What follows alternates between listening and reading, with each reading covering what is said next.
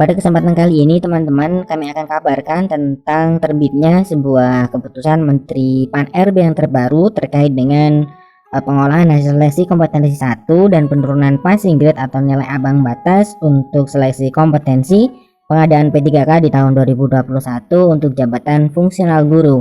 Ini adalah hal-hal yang ditunggu-tunggu bagi guru honorer. Terbit baru saja ya, dan ini mengatur tentang seleksi kompetensi P3K guru beserta dengan penurunan passing grade-nya.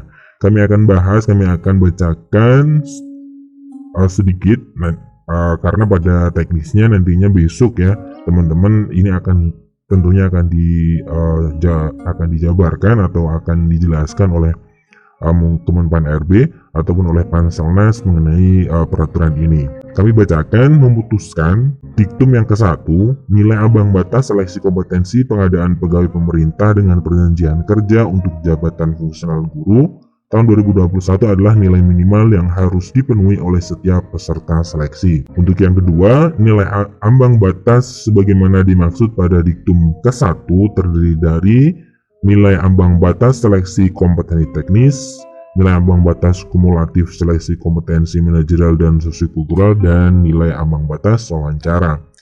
Ini sama ya dengan keputusan Menteri Pendahuluan Aparatur Negara yang sebelumnya. Kemudian diktum ketiga, nilai ambang batas yang dimaksud pada diktum ke-1. Nah, jadi ini ada pembagian passing grade ya, atau nilai ambang batas yang ada 3 kategori. Yang pertama adalah nilai ambang batas kategori 1, kemudian yang kedua nilai ambang batas kategori 2, dan yang ketiga C adalah nilai ambang batas untuk kategori 3. Ini merupakan penyesuaian dari keputusan sebelumnya, yaitu nomor 1127 tahun 2021 ya. Nah, kemudian nilai ambang batas kategori 1 itu yang seperti apa, itu dijelaskan di diktum keempat. Nilai ambang batas kategori 1 merupakan nilai ambang batas sebagaimana ditetapkan dalam keputusan Menteri Pendahuluan Aparatur Negara dan Reformasi Birokrasi nomor 1127 tahun 2021.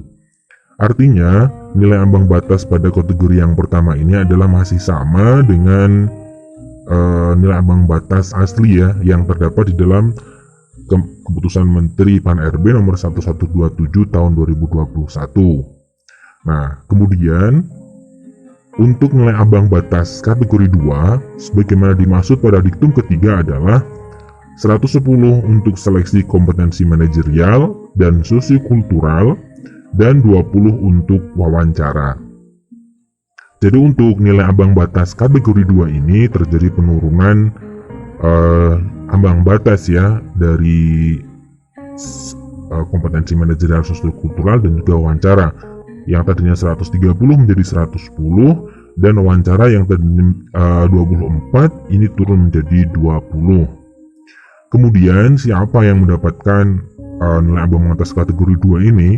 Di diktum ke-6 dijelaskan nilai ambang batas kategori 2 sebagaimana dimaksud pada diktum kelima diberlakukan bagi peserta yang berusia paling rendah 50 tahun pada saat pendaftaran. Nah, jadi nilai ambang batas kategori 2 ini khusus untuk yang berumur 50 tahun ya, 50 tahun ke atas atau paling rendah 50 tahun.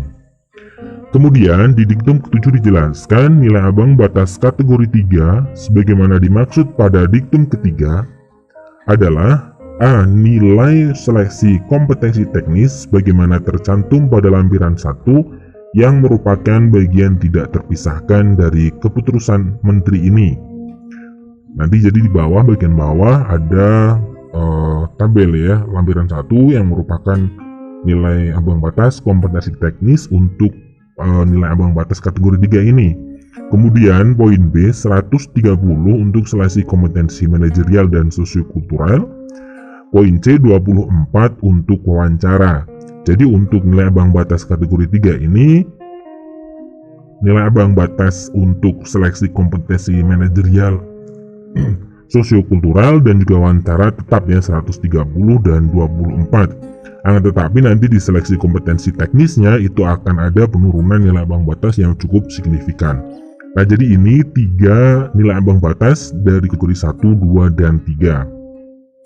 Kemudian diktum ke-8 diktum ke-8 ini merupakan nantinya bagaimana cara penentuan kelulusan ya, baik di seleksi kompetensi 1, kompetensi 2 ataupun seleksi kompetensi 3. Nah, di diktum ke-8 ini secara berurutan dengan ketentuan sebagai berikut.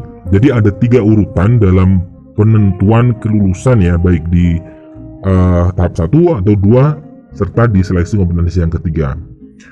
Yang pertama, terhadap seluruh peserta diberlakukan nilai ambang batas kategori 1 dan berperingkat terbaik. Jadi yang pertama itu masih menggunakan keputusan Menteri Pendayagunaan Aparatur Negara nomor 1127 tahun 2021 atau yang bisa kita sebut dengan ambang batas asli ya, yang dulu terbit terlebih dahulu dan berperingkat terbaik. Jadi masih tetap digunakan. Kemudian B, jika setelah huruf A diberlakukan masih terdapat alokasi kebutuhan yang belum terpenuhi, maka terhadap peserta yang memenuhi ketentuan diktum ke-6 diberlakukan nilai ambang batas kategori 2 dan berperingkat terbaik. Jadi ketika masih ada setelah diberlakukan A ya, diberlakukan ketentuan A, nilai ambang batas kategori 1 dan berperingkat terbaik, ternyata masih ada formasi yang kosong, maka mulailah diberlakukan ketentuan yang kedua, ketentuan B, yaitu dengan menggunakan ketentuan diktum ke-6 diberlakukan nilai ambang batas kategori 2 dan berperingkat terbaik. Kategori 2 berarti untuk umur yang memiliki umur minimal 50 tahun. Kemudian jika setelah huruf B diberlakukan masih terdapat alokasi kebutuhan yang belum terpenuhi, maka terhadap seluruh peserta diberlakukan nilai ambang batas kategori 3 dan berperingkat terbaik. Jadi ketika sudah diberlakukan 2 ketentuan secara berurutan, kemudian masih ada formasi yang lowong, artinya masih ada formasi yang belum terisi, maka diberlakukan nilai ambang batas untuk kategori yang ketiga. Nah, ini adalah mekanisme penentuan kelulusan ya, baik di tahap 1, tahap 2, dan ketiga. Kemudian di diktum yang ke-9 ini masih sama ya. Jadi di Permen nomor 28 tahun 2021 tentang ini ya, ada 2 kategori atau kelompok. Jadi kelompok yang pertama adalah berisi pelamar di sekolah tempat mengajar dan memiliki sertifikat pendidik atau kualifikasi sesuai dengan jabatan. Yang kedua adalah berisi peserta melamar di sekolah bukan tempat mengajar yang memiliki sertifikat pendidik atau kualifikasi sesuai dengan jabatan yang dilamarnya. Kemudian, peserta bagaimana dimaksud dalam diktum ke-9 selanjutnya berkompetisi pada kelompok masing-masing. Artinya, teman-teman yang sudah mengunci formasi di sekolah induk itu tidak akan pernah bisa diambil ya oleh kategori atau kelompok yang kedua. Kemudian dalam hal alokasi kebutuhan dari kelompok pertama sebagaimana dimaksud pada diktum ke-9 belum terpenuhi karena nilai yang diperoleh peserta tidak memenuhi nilai ambang batas kategori 1, 2, dan 3, maka peserta dari kelompok kedua sebagaimana dimaksud pada diktum ke-9 tidak dapat mengisi kekosongan tersebut dan berlaku sebaliknya. Jadi antara kelompok 1 dan kelompok 2 itu tidak bisa mengisi pada kelompok lintas kelompok, hanya bisa mengisi di kelompok masing-masing. Nah, kemudian di diktum ke-12 ini pengecualian ya pemberlakuan keputusan ini di Papua dan Papua Barat. Nah, kemudian bagaimana untuk nilai ambang batasnya kita lihat untuk kompetensi teknis ya. Nah, untuk batas kompetensi teknis itu di nilai ambang batas kategori 3 itu terdapat penurunan yang sangat drastis ya, dari yang nilai teknis untuk guru agama. Jika di nilai ambang batas kategori 1 325, itu nilai ambang batas kategori 3 itu 275. Nah, ini adalah nilai ambang batas untuk mapel ya, setiap mapel untuk di kompetensi ambang batas kategori 1 dan sampai kategori yang ketiga. Adapun untuk nilai ambang batas kategori 1, 2, dan 3 untuk manajerial itu terjadi penurunan di nilai ambang batas kategori 2, yaitu untuk pelamar yang memiliki umur minimal 50 tahun. Nah, kalau kita melihat dari surat ini, kami yakin ya bahwa besok tentunya guru-guru honorer bakal banyak yang lolos. Selain dari yang sudah disampaikan oleh Kemendikbudristek ya, ada 92 ribuan yang sudah lolos, akan tetapi nantinya tetap banyak yang bisa masuk karena diberlakukannya nilai ambang batas terutama di nilai ambang batas kategori 3 ya, karena di kategori 3 ini terdapat penurunan yang sangat signifikan dari nilai ambang batas kompetensi teknis.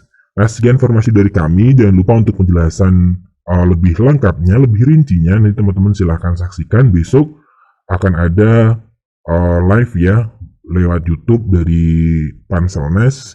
Nanti silahkan cermati dan semoga guru-guru honorer bisa menjadi ASN di tahun ini. Assalamualaikum warahmatullahi wabarakatuh.